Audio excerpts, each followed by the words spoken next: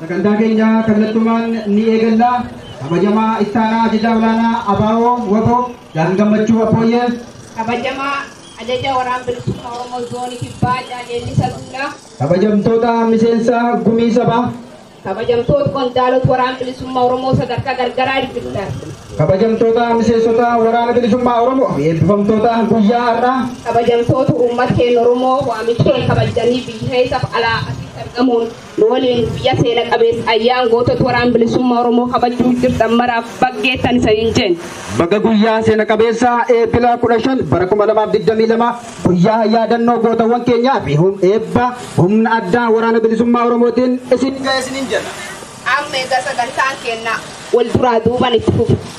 Amma sirna faaruu alaabaa geggeeffamaa gaaddisa gar waltajjeen nuusi madda. Uummatilleen sirna alaabaa kabajuuf waan taasisan. Hamileedhaan jaargadisaa garastee jittee nuusi.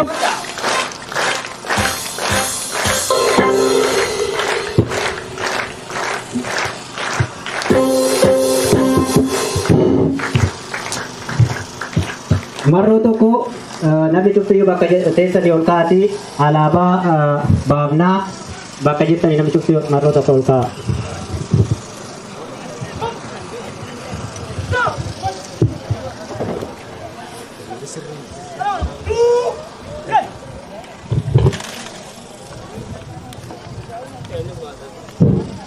Baru alaabaa Mansurat Rum Lam Dadik.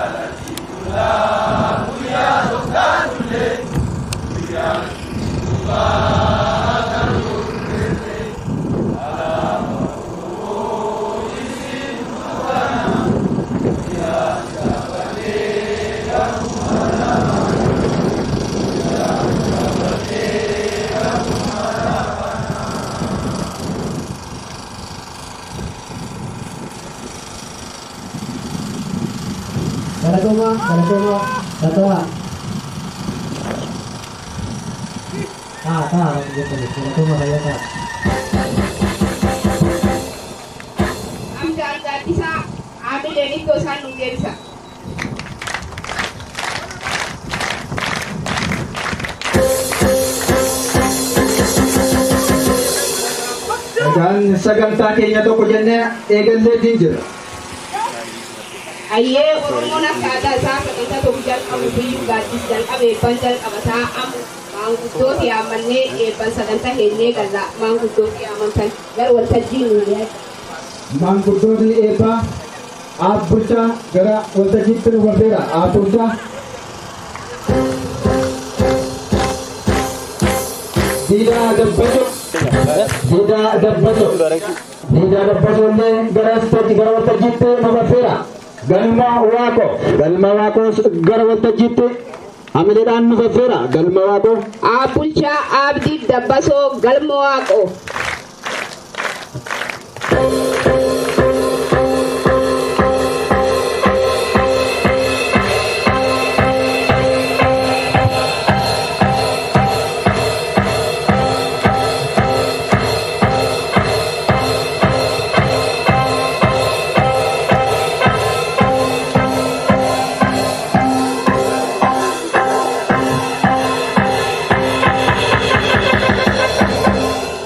Abbaan nagaa, abbaa galchanii nagaa, halkanii guyyaan nagaa, dhala warri nagaa, dhala dhaltii nagaa, dhala hormii nagaa, dhala manyeen nagaa, dhaltii gurruun nagaa, wartuqaa hormaata bultumuu eltuq warra gaalii guddaa kan nagaa guddaa wartullu bulee kasaanamaan bul. Abbaan marra qajeel, marroon karra qajeel, hormii gaanaa qajeel, gaantuun ilmaa qajeel, gaanaan mirgaa qajeel, niitiin dhiirsaa qajeel, ilmaan xabbaa qajeel. Oromoon tun cuftii hin bilisoomti. Bilisummaa waaqii nu dhufinnaan garbummaa waaqii keessaa nu baasin. Bilisummaa waaqii nu dhufinnaan laftii nu dhufinnaan qarqaartii waaqii nu qarqaarin. Laftii nu qarqaarin. Dhugaan nu qarqaarin. Dhugaan nu guldeemin. Dhugaan nu guldeemin. Dhugaan hin dabsanii injifan. Ta'ummat Oromoo injifannoo ta'ummat Oromoo. Waaqa nuu dhagee, lafa nuu dhagee, waaqayyo nuu dhagee, waaqa abboo nuu dhagee, adaammaa tulluu nuu dhagee, tulluun nu baas, fursatiin nuu dhagee, dhageetti nuu owwaan.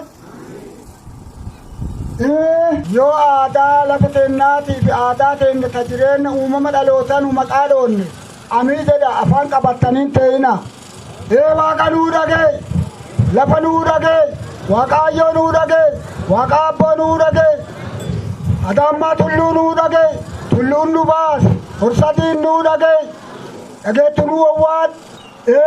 Gata birugoo nuu dhagee, darbaannoo nuu dhagee, buuta karrayyuu nuu dhagee, doqorsa liiban nuu dhagee, areera guuta nuu dhagee, baddaa wurri nuu dhagee, gooroo fugugi nuu dhagee, yaaballo garbii nuu dhagee, darbummaa jalaa nu baasi.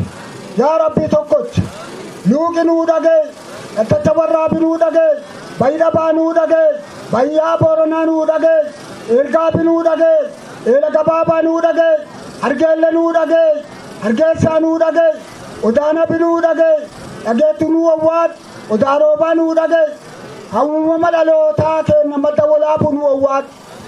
Gannaalee siitaa gurraachaa nuu dhagee, odaa doolaa nuu dhagee, bokkomee nuu dhagee, diida guddaa nuu dhagee, baddaa baari nuu dhagee, baddaa harannaa nuu dhagee, baddaa magaadaa nuu dhagee, baddaa qaamadoo nuu dhagee, dhageetti nuu owwaan. Irra nuwaans, jilti jila nagaa haa taatu, jilti jila keerii haa taatu, injifannoon haa xumuramtu. Diina kana nurraa ka'i, garbummaan tun kooraan dute gubbaa nu bu'u. Yaa Rabbi nuu owwaan, yaa Rabbi nuu owwaan.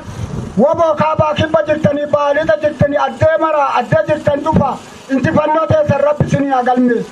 Injifannoo teenya Rabbi nuu galmeessu. Akka qeeransaa yaasa, akka kinniisaa hitta, akka yayyii saama, gangaddaa irraa hiika. Injifannoon ta'u uummata Oromooti, gadaan gadaa bilisummaati. Amina eebbifannaa waan cufaa eebban jalqabanii galatii Rabbi guddaan badini haanuu kan cufa waliin nu ga'ee jiilleen jisoomati in eebbifanna. Bismillaahi rahmaani rahiim. Alhamdulillaahi rabbil aalamiin. Arrahmaani rahiim maaliki yawmiddin. Iyyaaka na'budu wa iyyaaka nasta'iin.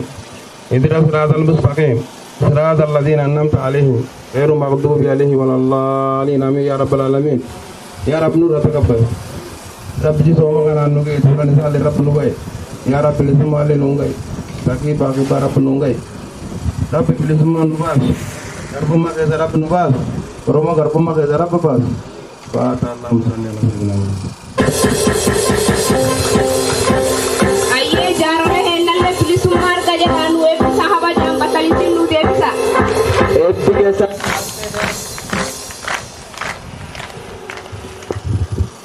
kallattumaan gara yaadannoo jaallanii fi faaruu alaabaatti sin dabarsina. Gara kanatti jaal abbaa jiru gara waltajjiitti haamileedhaan nu gaffeera. Jaal abbaa jiru.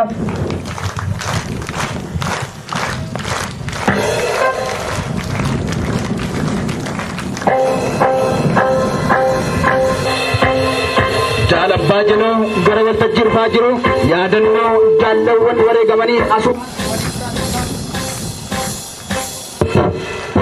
yaadannoo jaallawwan dhufanii waliin taasisna achuma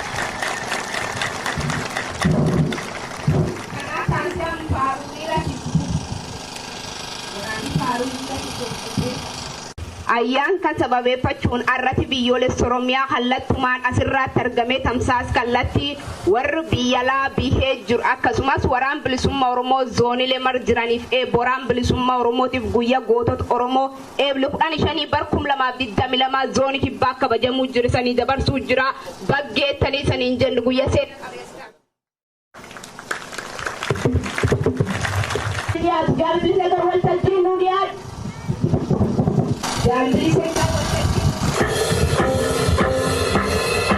Walaloo guyyaa gootota Oromoo jaalawwan qaqqaalii qabsoo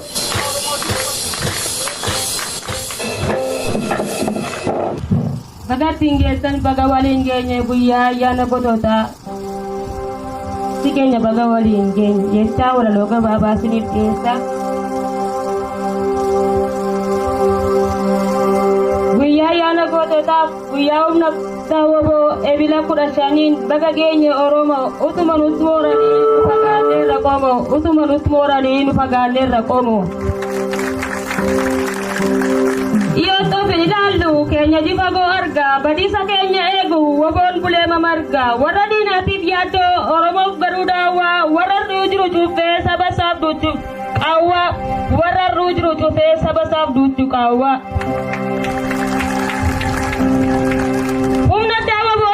Waboot baasaleen jisee baga kan arguu geenye guyyaa ayyaana goototaan kunoo har'a eebbisiise eeyyaarra geenyeerra kanaan nu ga'e waaqni daandiin sarakkoo ta'us yoomuu hin badu haqni daandiin sarakkoo ta'us yoomuu hin badu haqni.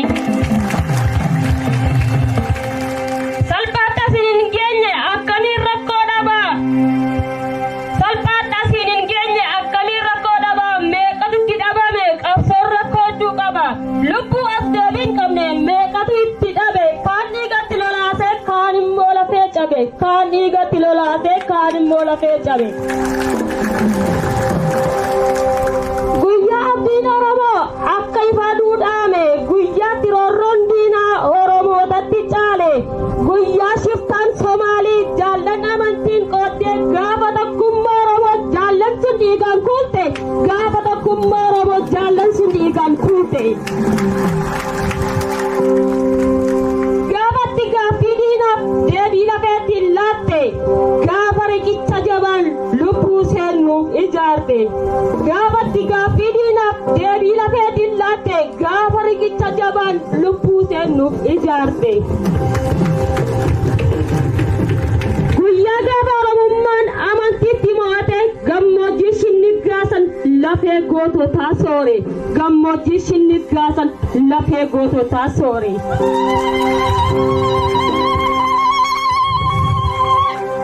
Gaafa jumlaadhaan baddee lubbuun gootota gaarii gaafa gaddaa fi dhiigi morma nu huutessanii. Gaafa jumlaadhaan baddee lubbuun gootota gaarii gaafa gaddaa fi dhiigin morma nu huutessanii. Guddaaf xiqqaatuun jedhiin qabsaaf mana haanii bilisummaa sabaatiif kuffisanii kan kufan. Bilisummaa sabaatiif kuffisanii kan kufan.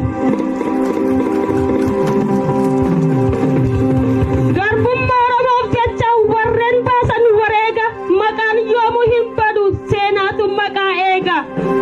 Ofii lubbuu kennanii kanneen nuuf ta'an aarsaa maqaa kaasee hin bitu seenaatu isaan kaasa. Maqaa kaasee hin bitu seenaatu isaan kaasa. Kaayyoo isaan eegalan galmaan keenya kutannee gumaa isaanii ni baasna. Irbuu qabnu eegganne gumaa isaanii ni baasa. Irbuun qabu eeggadhee. Bilisummaa Oromoof ilmoon abbaa ishee dhabdee. Bilisummaa Oromoof ilmoon abbaa ishee dhabdee ba'aa garbummaan baadhuun haati ilmoo bakkeet gartee bosona keessa joorte. Haati ilmoo bakkeet gartee bosona keessa joorte. Kichuun umurii malee qabsoof bosona galtee yeroo nyaachuu qabdutti baalaaf muka sooratte. Yeroo nyaachuu qabdutti baalaaf muka sooratte. Shamarran qabsoof seentee jireenya bareedaa sa'aatuu dabarsuu dandeessu waan hundumaa obsitee lafeedhaa utuu cabdu waan hundumaa obsitee lafeedhaa utuu cabdu. Maanguddoon umurii malee saba isaatiif of laatee dadhabbiituun himatin bosona keessa joore. Dadhabbiituun himatin bosona keessa joore.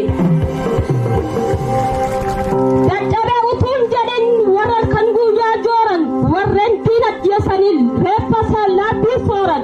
Warreen diina dhiyeessanii reeffa sallaattii sooran. Eenyu isaan jechuu maltu kan hin beekne habaru woboo gaachana Oromooti. Kan diina Oromoo dhiyeessee dhiiga boorachaa jiru. Woboo gaachana Oromooti kan diina Oromoo dhiyeessee dhiiga boorachaa jiru. Isa kaayyoo sarqichee tarkaanfii isaa finiinsee imala gar Finfinneen deemsa isaa itti fufe. Sadarkaa xaarra ga'e haqallee deemaa jira godinaalee hundarra. Fuula isaa deeffatee gara Finfinnee sanatti injifannoo gurguddaan milkaa'ee darbaa jira. Injifannoo gurguddaan milkaa'ee darbaa jira. Yaa uummata Oromoo meena dhageessuu laata? Yaa uummata Oromoo meena dhageessuu laata? Bakkuma jirtan maraa tokkummaan as ba'a woboo bira dhaabbadhaa. Tokkummaan as ba'a woboo bira dhaabbadhaa. Imala marsaa kanaan garbummaa saba keenya xumura itti goona. Oromoo maqaa guddaa alaabaa isaa fannisnee tarree addunyaa dhaabsifna. Oromoo maqaa guddaa alaabaa isaa dhaabsifnee tarree addunyaa dhaabsifna. Alaabaa isaa fannisnee tarree addunyaa dhaabsifna. Injifannoon uummata Oromoo jaan bilisee tilasaati galatooma.